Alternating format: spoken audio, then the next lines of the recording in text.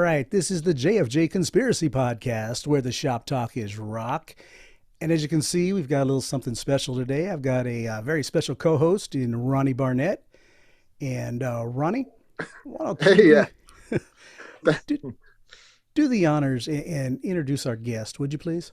Sure. Thanks for having me, Frank. Yes. I like to crash these things as much as I can. And yeah, we're talking to a great friend of mine and a great musician and a great artist. And he leads a band called Hushdrops, and we're going to talk about that. And it's Mr. John San Juan from Chicago, Illinois. Very good. Your golf clap. Hey, There thank you, go. Ronnie. Frank, good Yes. good to meet you. Good to Nice see you, to meet Ronnie. you. Yes, always. Great to be here, everybody. Now, this album, The Static, is it's packed with some great tunes. And I know this is the third release. for the Yeah. Hushdrops. We try not to, try to let the turntable get cold, Right. and whatchamacallit, yeah, it's our third, and the band is, our third in 30 years, I guess the best way I could put that. Yep. Yeah. Yeah, So- You're hammering them out pretty good there. So let's go Yeah. back one album, because the last album was a double album. It was. What was the thought process on that? And just so much good material at one time, or what was the deal? Boy, it sounds a lot less modest coming out of me, but I'll say that so many good performances at that. Like, I'd made a CD of our basic tracks, and I was like, well, this is this isn't going to fit on an album. This is the shadow of this won't even fit on an album. And so it was sort of I guess it was just, well, I can't cut any of these are Right. these guys are playing great. That was always the basis, rather than me and my fantastic songs or anything like that. Just so it was an abundance of material, and then at that point, if you've got too much for an album, you're like, well, what else do we have? We may as well load it up, right? Right. Yeah, and you hadn't had a release in like 10 years too, so you probably thought, let's give them a lot. Well, and I don't know what your musical life has in this respect has been like, Ronnie, but I've always kind of had the feeling like every record, like, well, what if this is the last one? Right. Who knows? Never, and maybe giving it the TLC that you would give it, like, as treated as if it may be your final statement, even if it's your first. So yeah, with regarding loading up the double album, it was the same thing. Well, I don't know when we're going to make a record again. We may as well, I mean, I'm honest, if I'm being honest, it had a bold look to it. Just like, Mhm. all right, here we are with our double. Right. Yeah. And, this is the cliche that you typically hear this from people who have a not very good second album, that, well, we had 20 years to write our first album, Right. and and then that was it. And I guess we've tried to give every record that same bump of we had 10 years to write them all. Very good. What year did what year did Hushdrops actually start, John? Well, I started using the name and writing songs in 1990, and was just, again, one of those things, like, not because I wanted to. I wanted to do something, obviously, but the writing was just,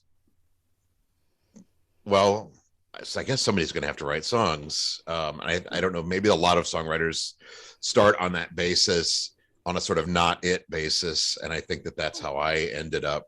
Well, I may as well have a go at it. But as we know it, and I was 20 then.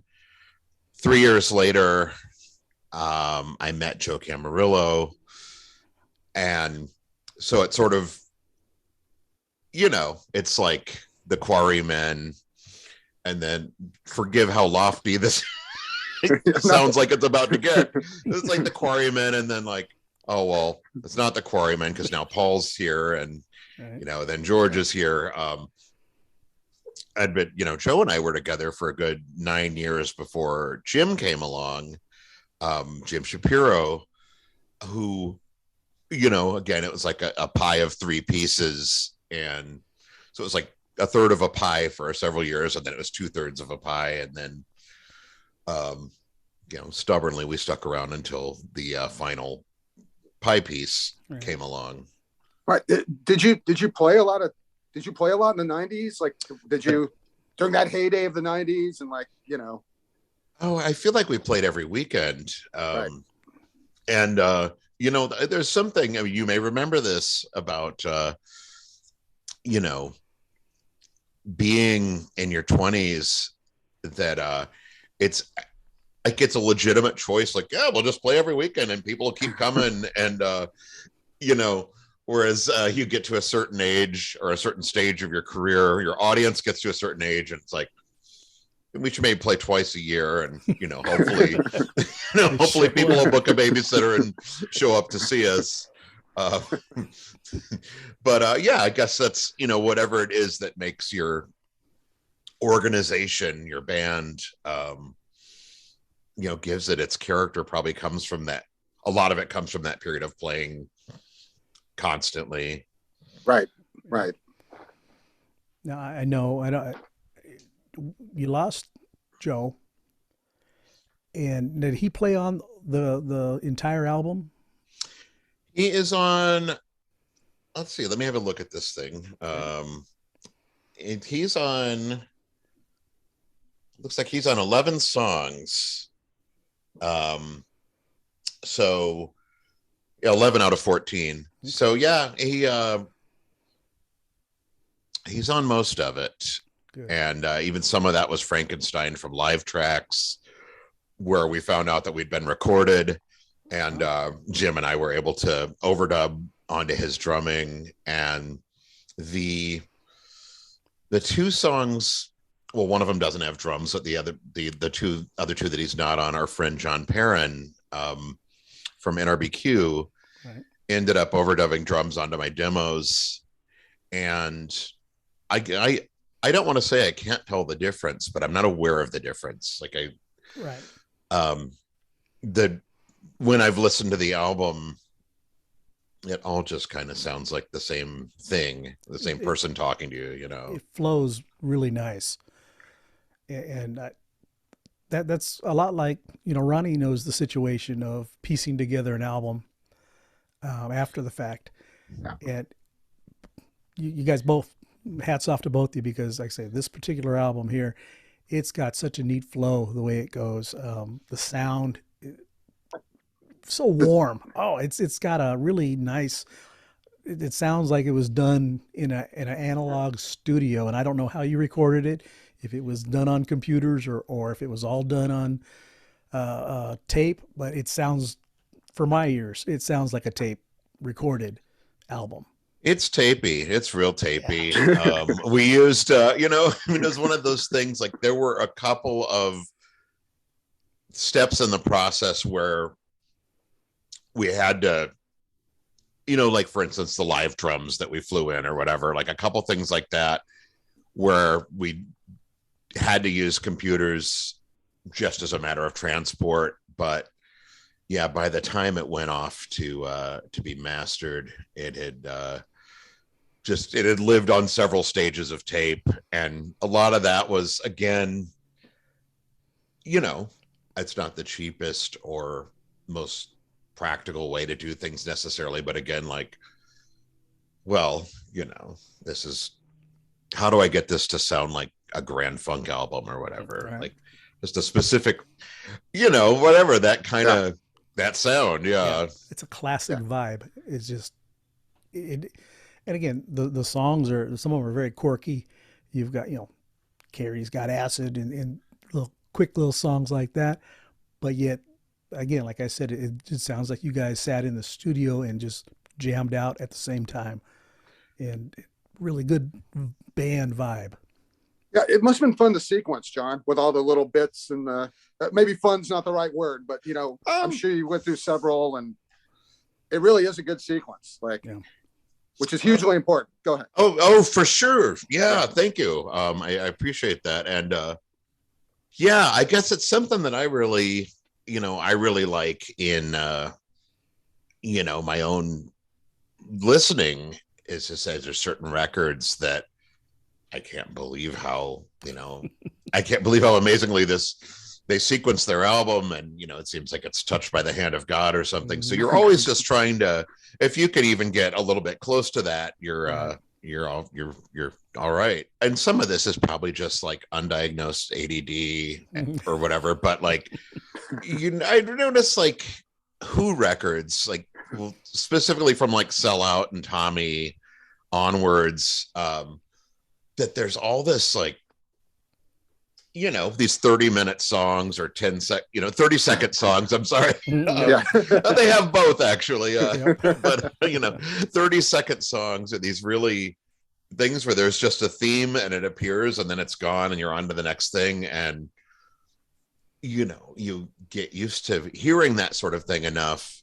It's like, well, why not? Right.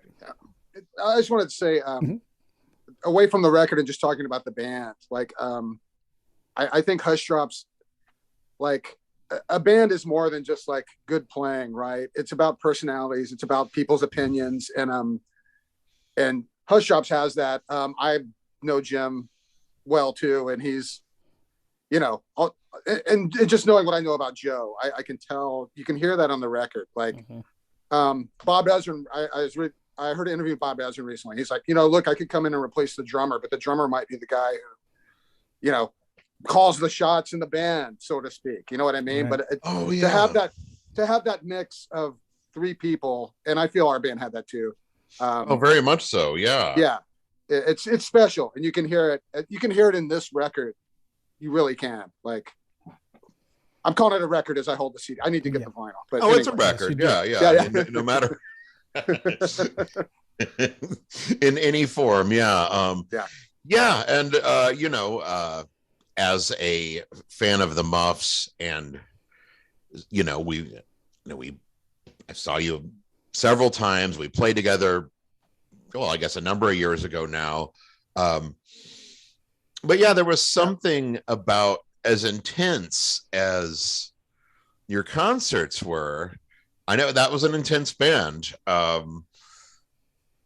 There was definitely there was a palpable sense of the people being knitted together in a way that you can't contrive. Like, you couldn't put out an ad and say, whatever bassist wanted. Yeah. And, So, right. It's, and I know, for people who haven't been in our messenger threads for the past 10 years, that's something that you and I both talked about, the enormous value of that.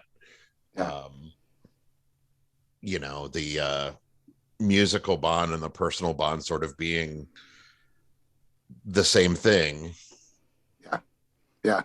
It's somebody had a quote saying a good band is like a bunch of people you want to hang out with, right? Like a gang of people you would like to join. So you can definitely hear that in the Hushdrops. Yeah. So I wanted to go back just for a second, and John, how did you and Ronnie meet? We had to have met through Jim Shapiro, right? Yeah. I remember this better than John. What happened was, I've been friends with Jim since 1995 when our bands toured together, and Jim went out with Kim. Jim's a great, if you hang around Jim, you love him, right? Like Jim's a great guy. Anyway, early Facebook, Jim added me to a group, and this is early Facebook when there's still amazing groups there, called John San Juan's Lousy Music Roundup. this is one of the best things I've ever been a part of. And Right. and I didn't know, I never heard of John. I was like, it sounded so exotic, right? Like, Yeah. who was this John San Juan? Like, and John, I could tell, was really smart in his his postings and his choices and what he deemed lousy music really aligned with myself. Mhm. And just we took it from there, and just, again, the message. And then I finally went to Chicago and we met in person. And then, like John said, we played together in 2014 or 2015. We just been friends since. So the fact that John's a great musical artist became apparent after that kind of initial meeting. Like John is one of those guys. He's like John could like be a band leader for like Air Supply or something. You know what I mean? He's smart musically. Right. John has, John's very smart and creative and talented. And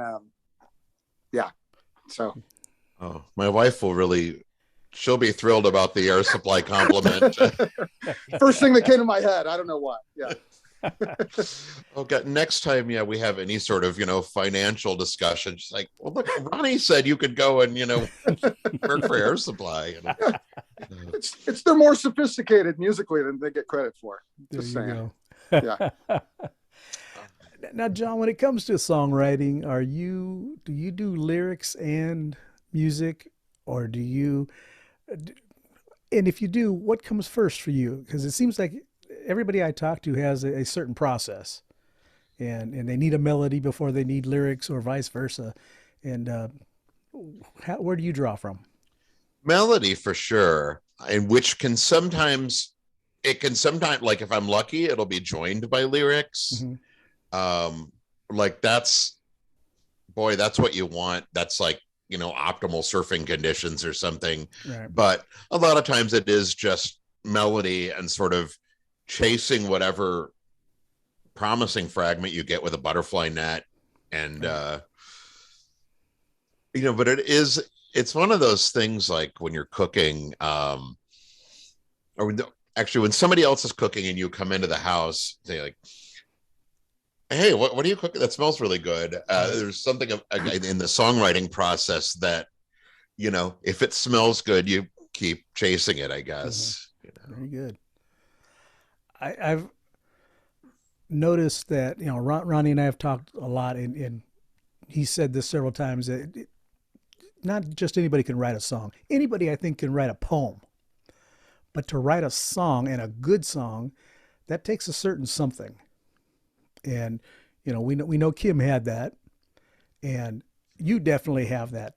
It's a weird thing, and not so much whatever my ability to do it, but I more universally like somebody like Kim. Like there was a time in her life where she had not ever written a song. Right. So there was a time where there was a before time, and then she's writing her first song. She's written her first song, and that seems like such a huge, like, though I say it myself, how do you even get started? Where does that, that journey from, I really like, in my case, it was probably like Pete Shelley or somebody like that. Mm-hmm. And then look, I'm riding the bicycle. I'm, yeah. However, at whatever ability, but riding the bicycle to some extent, that fascinates me, that people, however that leap occurs, because it seems like to me now, it seems like a big leap, and it seems also like a leap that, boy, could a person potentially miss out on taking it for whatever reason. I think a lot of people think, God dang it, Lennon and McCartney already wrote everything there is to write, so how do I get something unique? Yeah, and with any luck, and I think you've both probably, had this thought and heard this and, felt it, that like sometimes a person's failure to write whatever it is that they're trying to write is how they come up with the great thing, their best thing. It's like, well, yeah, as I was trying to write Ice Cream Man, and I didn't, but here's my song anyways, and it's Right. actually on its own merits, it's valuable, Yeah. to some extent. Yeah. I feel like whenever I've done anything that I was, especially proud of, it was literally like the musical idea was just an impulse, and and I followed it. But similarly, if I'm going to sleep at night, or if I'm going to sleep at night and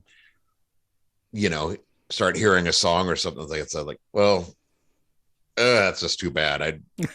I'm pretty committed to crashing out here. Have you ever had any luck where it was still there in the morning, though?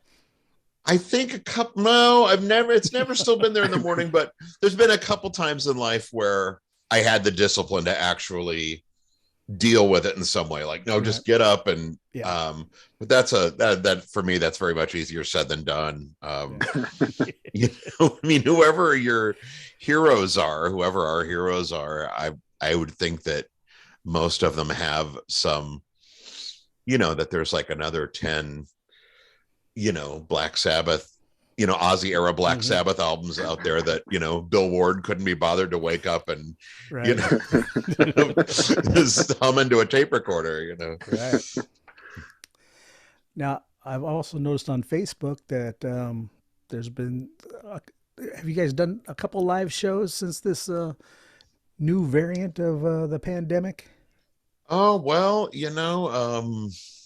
we did a couple in the Delta area, in the Delta era. That's for those of you who are, some of the older folks might remember. And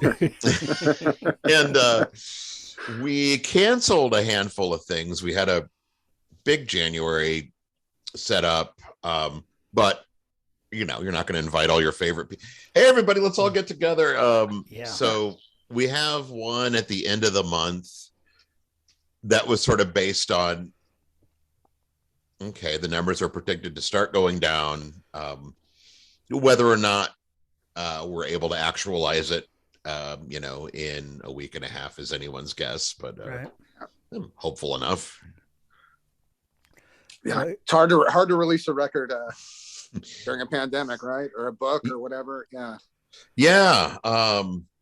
It's and it's as you both know, we've sort of had these false alarms of, well, I mean, if you remember, like sort of late spring, early summer, it just really looked like, oh, nothing's ever going to go wrong again. Right. No, people started having parties. Green Day was touring stadiums, and no, like, I mean, the Stones were out there, And if there isn't another demographic that's more susceptible to that thing, it's the Rolling Stones. Right. And some, considerable portion of their audience for sure. So there's a lot of, I guess there was a sense of making hay while the sun shines, and then understanding that, well, the sun may go down again for a little while. The second or third time you shut things down, I think you're able to get a little more zen about it. Right. Yeah. Hey, John, while you're here, I've always wanted to ask you, we're going back in time in your career here, but let's talk about you in Material Issue. How did that come about? How long were you in the band? Great question. Those, Jim and Ted were, I was a couple years behind them at college. I met them, and just whatever, like, we had these friendships, and this is before they had their record deal. I think even before they were absolutely a band. If anybody was going to get one, it was going to be them. They were just an incredibly hardworking band, and they, for a local band, they absolutely put asses in seats.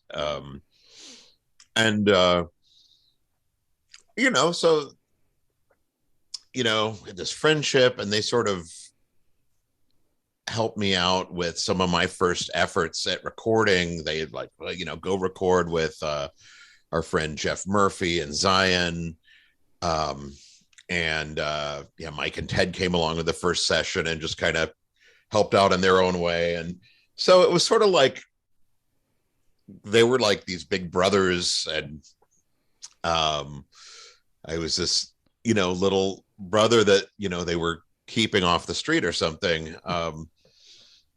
And so, yeah, a few years later,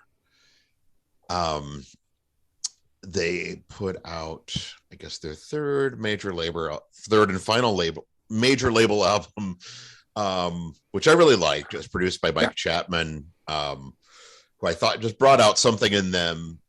He brought out their best qualities. And I feel like Mike Zelenko, the drummer, had kind of persuaded Jim Ellison, like, come on, we need another guy on stage. We need someone who can play solos. I love Jim, but it's not unfair of me to say that some people can play solos, and some of us are going to join Air Supply eventually. But we need somebody. We need the guy from Air Supply, basically. Right. So that was my first, and I was just fresh out of college, unemployed. So this is great. Like, hey, you're going to join a band that has a bus, and you're going to be, half of these dates are going to be opening for NXS. And so it was just going in head first into the sort of 20th century rock machine. And there was just a lot of money around the industry then, as you may recall. Oh yeah.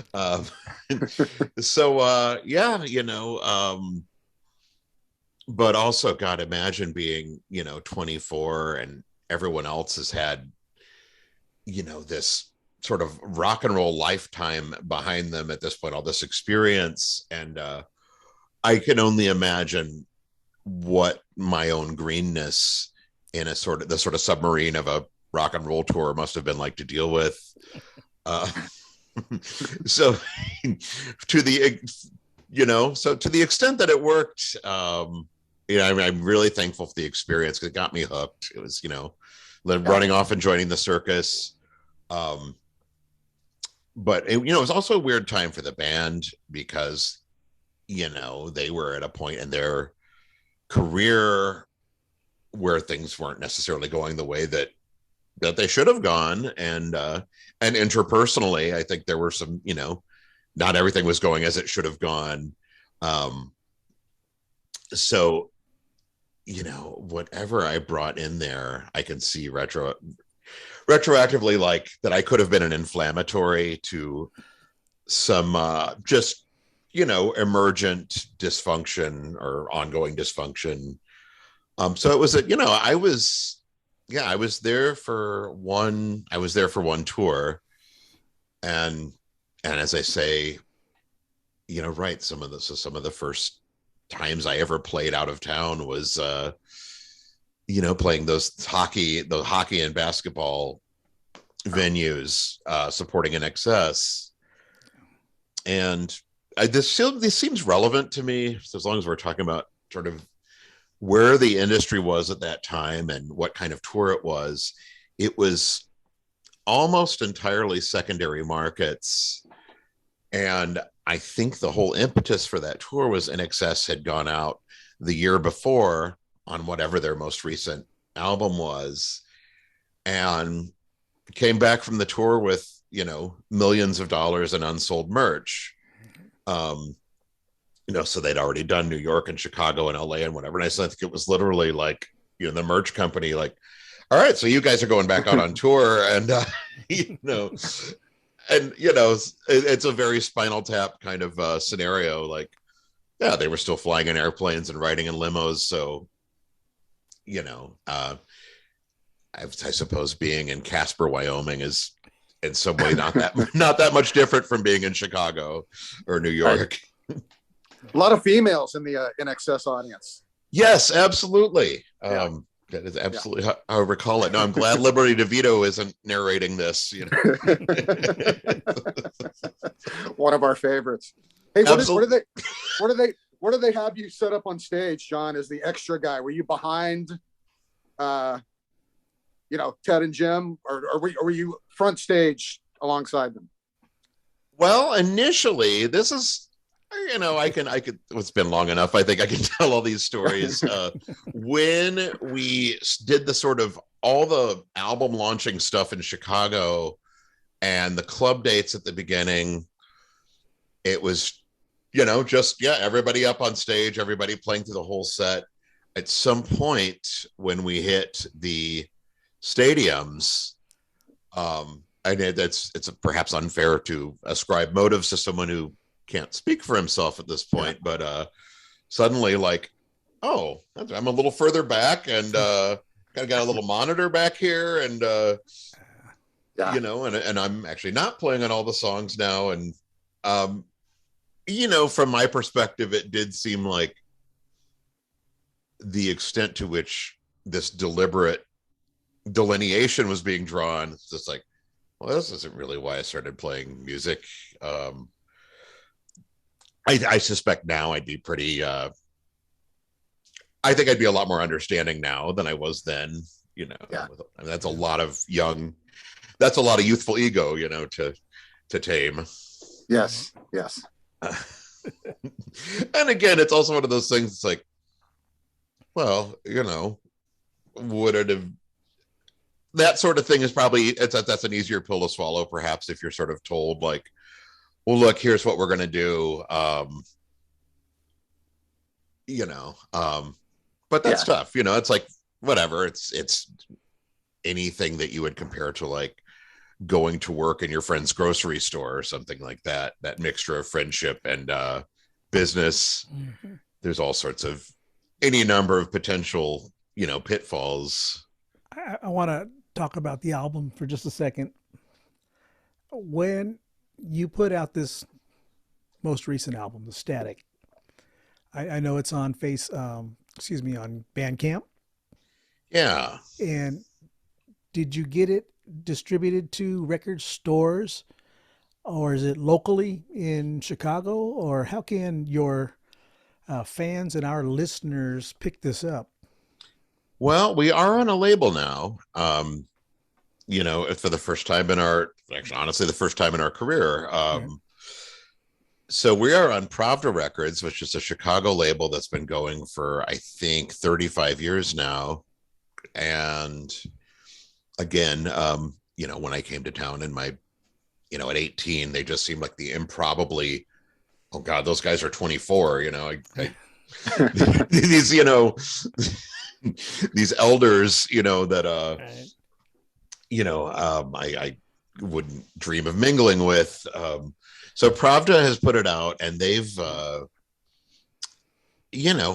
I mean, the best way to order it is from the Pravda Records website. But yeah, Bandcamp is valid, and it is in stores. But like anything these days, sort of that in this, if you would consider it sub Adele in terms of its marquee value, it may not be in all of the stores. Right. Well, actually, John, this might be news to you, John. And I know this corporation doesn't need a plug, but as of last week, it's on Amazon. It certainly is. It is, seriously, if you've got the spare, if you've got Amazon credit or something like that, Yep. Yeah. So. Oh yeah. Oh no. I mean, it's, if I'm being honest, the times that Jim Shapiro and I have sort of just had to admit to each other, like, yeah, look, I ordered batteries off of Amazon or something that was just pretty indefensible. I always tell people life's too short. Enjoy the quick shipping and the cheap prices. Why? Oh yeah, right. What dent really, like? I'm gonna get a lot of hate mail about this, but I love it. Yeah. Yeah, my fraction of the hole in the ozone, is maybe something I could live with. Yeah. Exactly. Yeah. And nowadays, is there anything you really need today anyways? When it comes to something like that, I don't want to go out if I don't have to. So, oh yeah, I will go ahead and have it delivered. And if it takes a day or two, I'm okay with that too. So, oh, I was thankful for that. When everything shut down a couple years ago, being able to, well, I can just kind of stay here in my pajamas and order stuff. And, I was very thankful for that, decline in mankind or whatever. Yeah. So being on a record label, I have no clue how the record business is today. Is it a record at a time? Is there more than one record deal with you?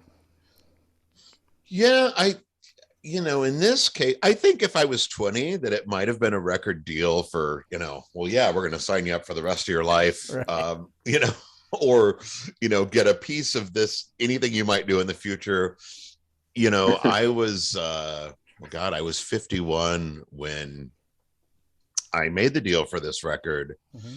And so I think there was less incentive, like, we better sign this guy up for the rest of his life, And also, just the ambience around it, like 1/3 of the band has just passed away. Right. Who knows what these guys are going to do next. But that's certainly the first place. If I were to make another record, that would be my first port of call for sure. And some of that is just, this, Ronnie, sometimes just the fact that you have relationships with people, that there's certain things like, well, you would go to Cheryl before you'd go to anyone else, Yeah, no, that's in this day and age, that's the thing, right? You find people that you get along with, that you respect, that you like, that you see, think things the same way. And yeah, and they put it out. No one's, you're not going to get rich. I didn't get rich off major label records. You know what I mean? Like, it's not. Oh, sure. Yeah. Yeah. So it's about the work and working with good people and people. There's something to be said for somebody just doing it and putting it out, right, and distributing it. Oh, like, it's huge. God, yeah. I was my own machine on certainly on the second Hushdrops album completely. And I could never muster that kind of energy and hustle again if my life depended on it, Yeah. I think, it's what your strengths are, what you're born to do or not born to do. And definitely that was that wasn't going to happen again, Yeah, so it's wonderful having that kind of apparatus,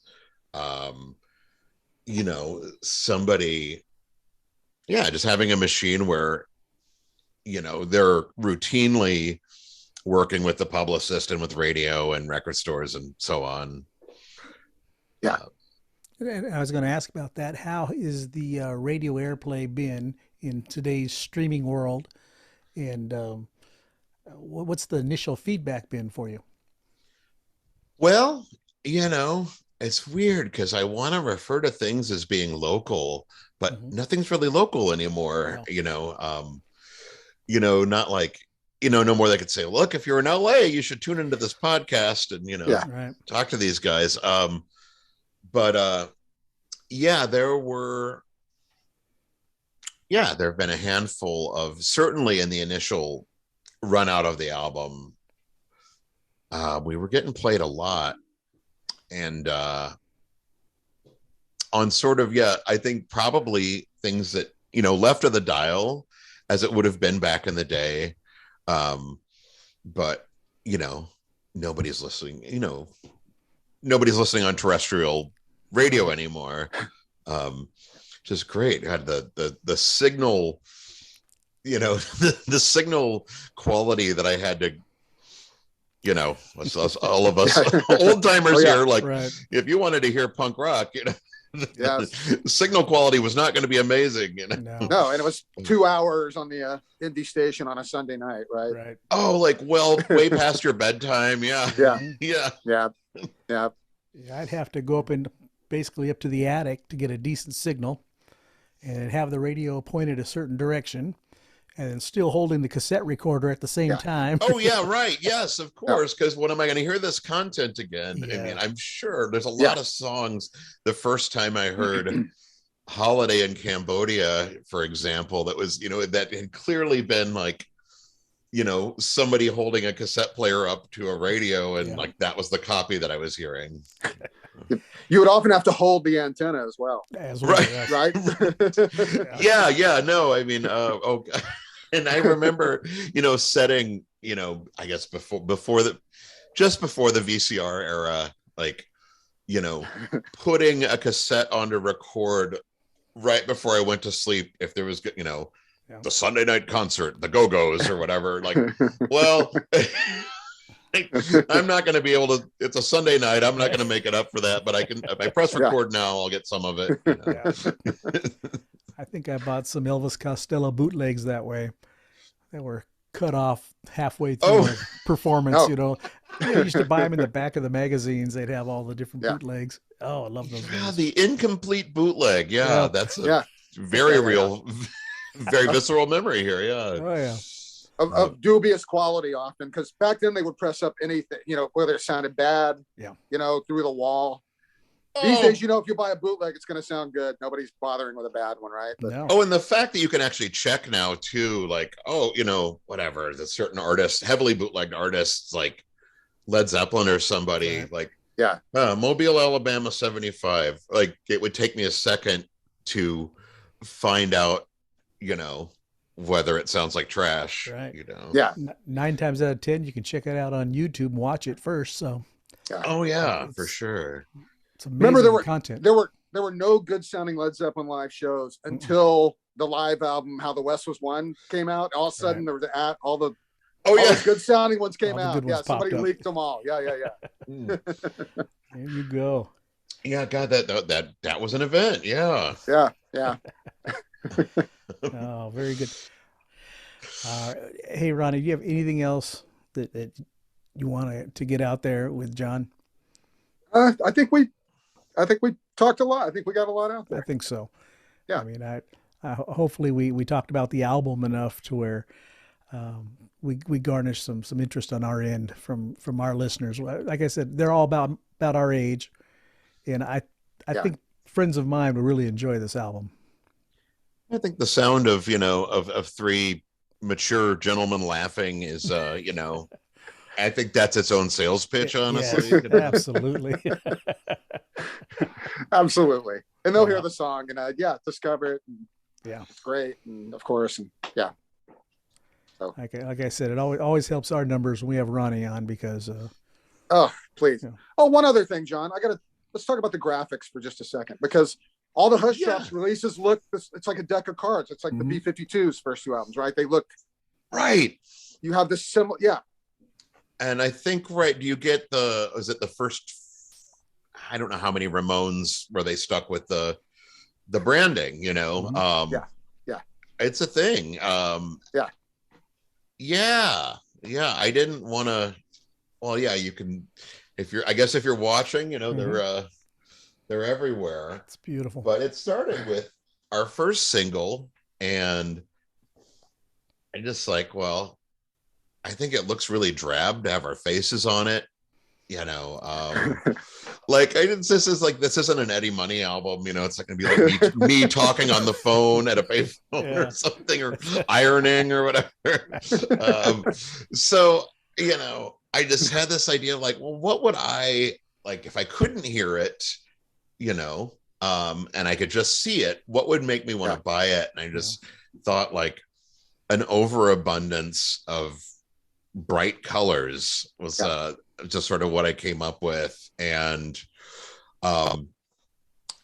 so that was the first record, the first LP and the first single were that on black with a white title. And then when we did the double album, we just had this idea to go sort of very beige divorce rock, sort of Court and Spark Harvest type colors, and so that sort of rendering, but the same thing, title and artist name, logo orientation. And it I don't know, there's something about it, about that kind of graphic consistency that just feels like,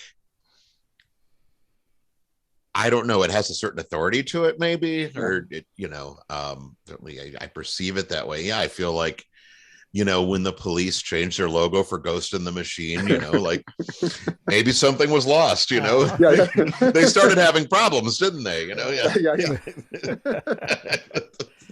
Maybe onto something. It's true. Works well. Looks great. It really pops. And you've been posting pictures of it in record stores, and you definitely see the Hushdrops record, amongst the other ones. In the bins, you can see it. Yeah.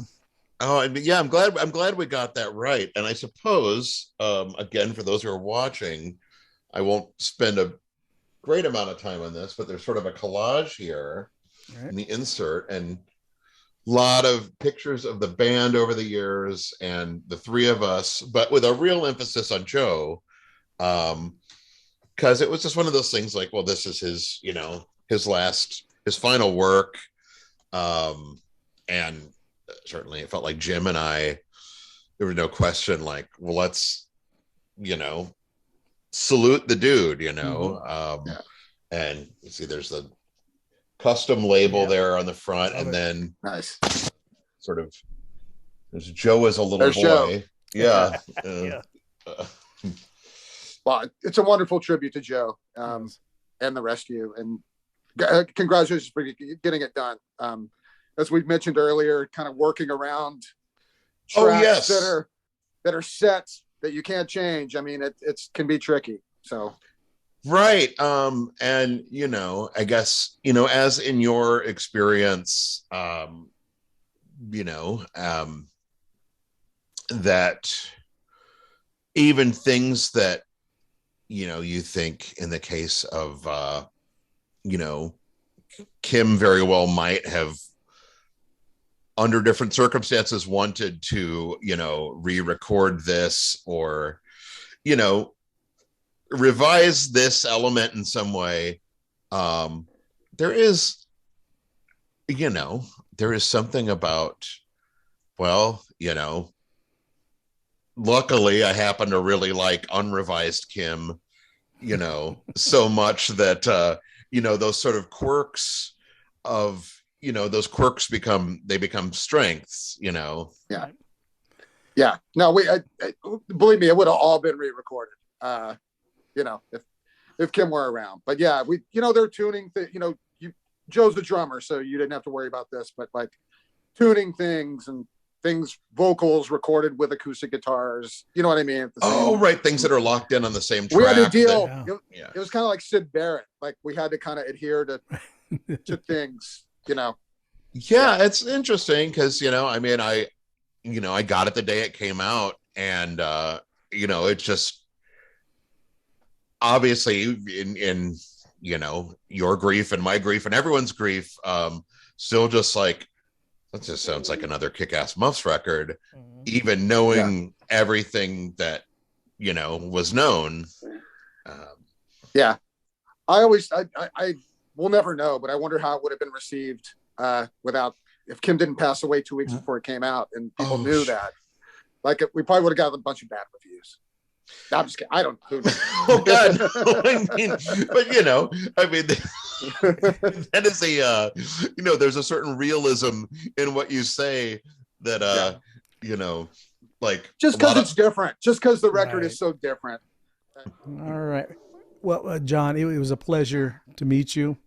Awesome thanks talking for organizing this hang, and thanks to both of you for being available to hang out for a couple hours. Yeah, absolutely. Awesome. Absolutely.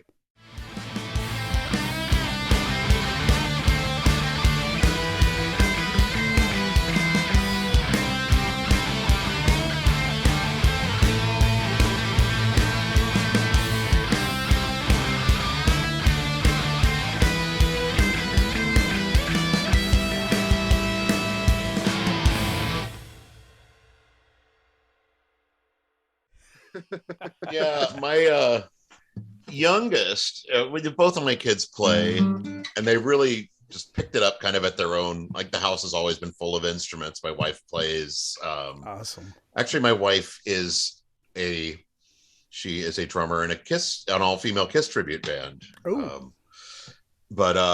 yeah, so now, my youngest, and he sounds like somebody who's been playing the guitar for a month. But yeah, I'll just hear him run out of his room because he's still at that age where they run everywhere. Nope. And then I'll just hear